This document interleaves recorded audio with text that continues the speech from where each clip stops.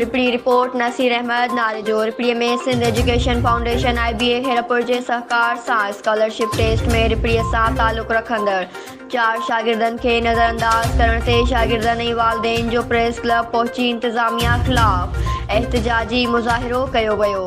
ख़बर मूजिब Sindh education IBA Khairpur जे सहकार सां सालाना स्कॉलरशिप प्रोग्राम सेशन 2021-22 जे लाइ टेस्ट वरिती वई हुई, जंहिंमें रिपड़ीअ सां तालुक़ रखंदड़ 4 शागिर्दनि अक्सा वल्द, नज़ीर अहमद, महबूब अली वल्द, मोहम्मद अली रज़ा वल्द, नसीरुल्लाह अज़ीज़ अहमद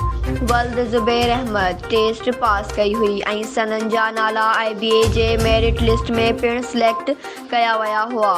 शागिर्दनि जे वालिदैन एहतिजाज कंदे ॿुधायो त सिलेक्ट थियण खां बाद शागिर्दनि खे नज़रअंदाज कयो वियो आहे,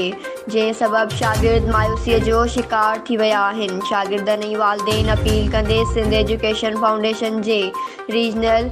हेड IBA कॉलेज खैरपुर ऐं हायर एजुकेशन कमीशन खां मुतालबो कंदे घुर कई त असांजे ॿारु खे दाख़िला ॾिनी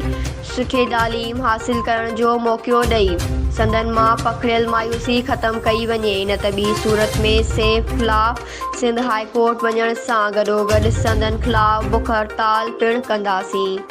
न्यूज़ सिंध एक्सप्रेस न्यूज़ रिपड़ी।